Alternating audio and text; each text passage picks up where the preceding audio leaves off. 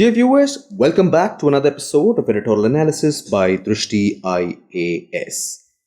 In this program, we focus on important editorials from major newspapers such as The Hindu, The Indian Express, Liveman, Business Standard, etc. for effective understanding of our students. Now, through this program, we primarily focus on three things. First, we try to link the editorial with that of the UPSC syllabus. Secondly, we try to decode or decipher what are the key points that are mentioned in the editorial. And lastly, and most importantly, we try to understand or learn key concepts, if any, that are mentioned in the editorial.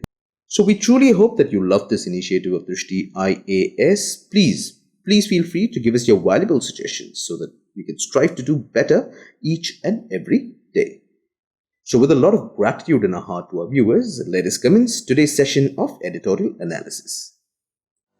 Dear viewer, this video is available in Hindi as well. If you wish to watch it, please visit our Hindi YouTube channel, Drishti IAS. For your convenience, the link for this video in Hindi has been provided in the description below.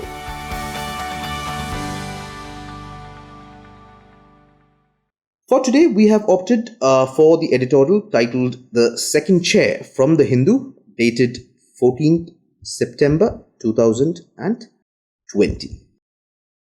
The editorial technically speaks about the convention of electing the deputy speaker, for the Lok Sabha and the deputy chairman for the Rajya Sabha. Now, let us try to link this editorial with that of the UPSC syllabus. From prelims perspective, we can connect it to Indian polity and governance, constitution and political system, more and weightage. And from mains perspective, we can link it with general studies too, connecting it with governance, constitution, polity, and to further narrow it down, we can connect it to parliament and state legislatures. Now, let us try to look at what are the key points that are mentioned in the editorial. Now, the key points, which we could narrow it down to 3 points, talks about how it's been almost a year since the 17th Lok Sabha has been constituted.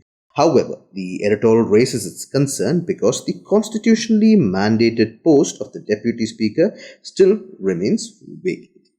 Now, the unusual situation is in the spotlight, as you are aware, because the monsoon session of Parliament has already commenced and the election of the deputy speaker is yet to be scheduled. Also, another key point in the editorial mentioned is that there exists a convention of offering the post of the deputy speaker to the opposition post the 10th Lok Sabha. So that was all the key points that we had to focus. The rest of it was related to the blame game, the ruling party and the opposition. However, it is not of importance or significance to us.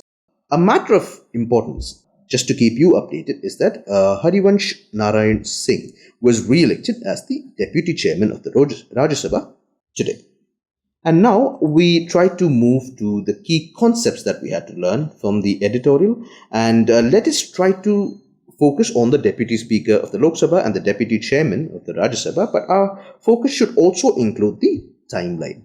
Now, till 1921, the Governor General of India used to preside over the meetings of the Central Legislative Council.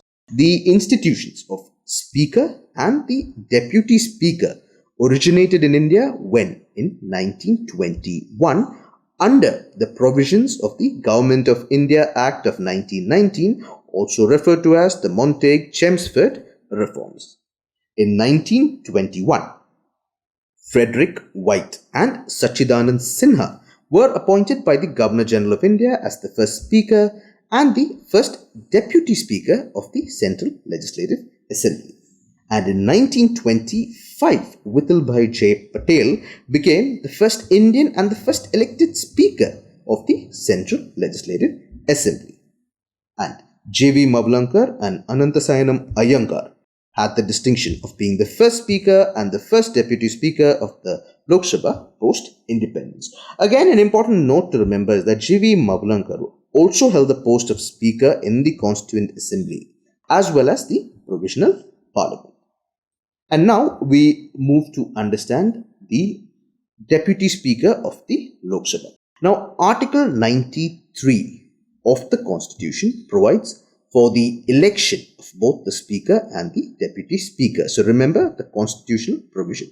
Now, the deputy speaker is elected by the Lok Sabha itself from among its members. He is elected as soon after the election of the speaker has taken place on a date fixed by the speaker of the Lok Sabha. Now, the deputy speaker, just like the speaker, remains in office during the life of the Lok Sabha unless and however he may vacate his office earlier in any one of the following three cases. One, if he ceases to be a member of the Lok Sabha. If he resigns by writing to the speaker. And just to give you an additional note, if the speaker wants to resign, he writes to the deputy speaker. And thirdly, if he is removed by a resolution passed by majority of all the then members of the Lok Sabha. Again, an additional note, if such a resolution can be moved, it is only after 14 days of giving advance notice. And further, when a resolution for the removal of the deputy speaker is under consideration of the House, the person in charge, who is the deputy speaker, cannot preside over the sitting of the House, though he may be present in the House as a regular member. And of course, whenever the office of the deputy speaker falls vacant, the Lok Sabha elects another member to fill the vacancy.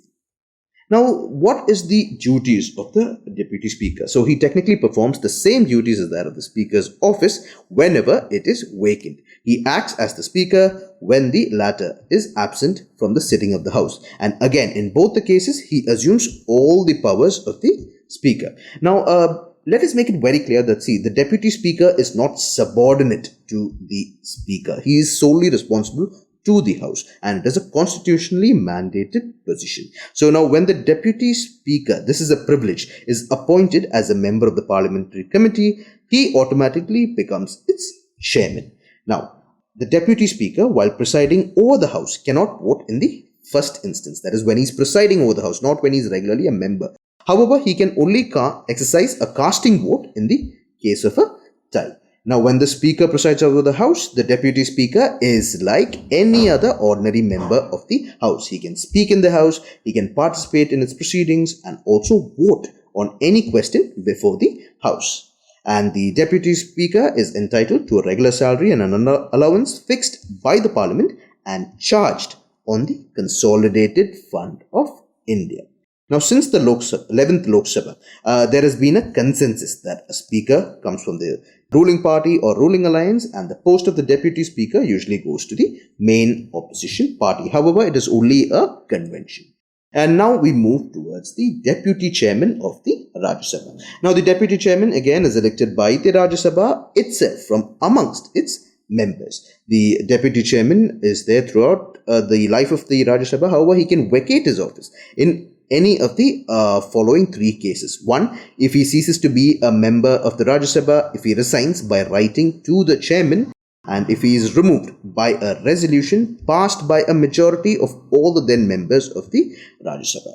Please do note that once a resolution is moved, it is given only after 14 days advance notice, and when a resolution of the removal of the deputy chairman is under consideration of the House, he cannot preside over a sitting of the House, though he may be present as a member.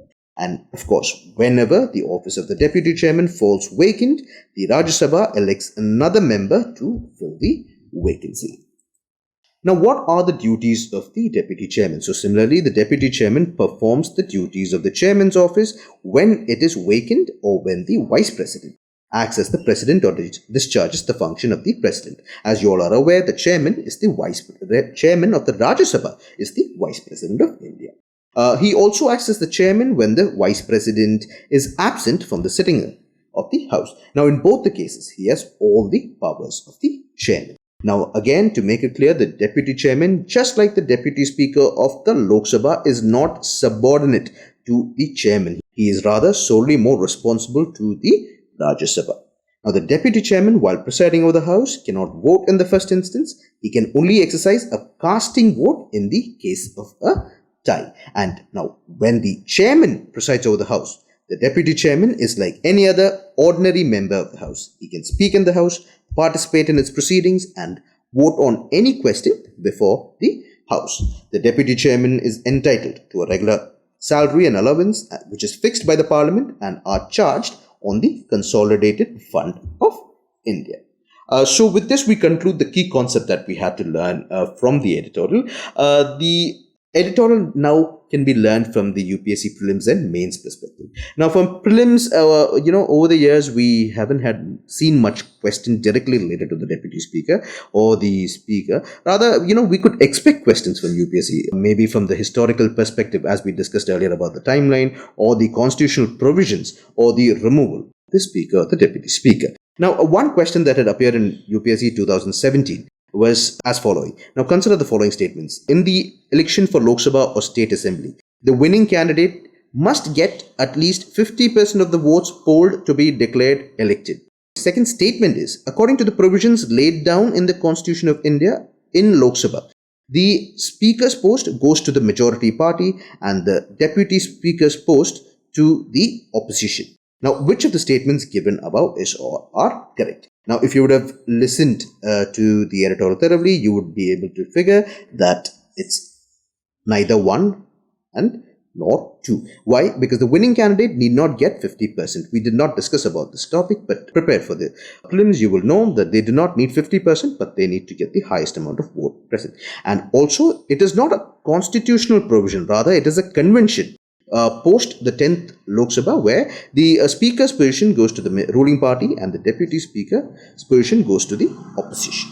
And from mains perspective, again, we haven't had much questions related to the speaker and the deputy speaker. However, this is a question from our end. The office of the speaker in India is a living and dynamic institution which deals with the actual needs and problems of Parliament in the performance of its functions.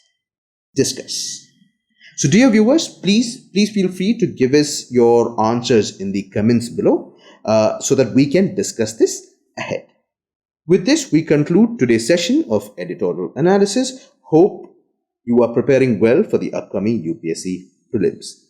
So until next time, thank you, stay safe and good night.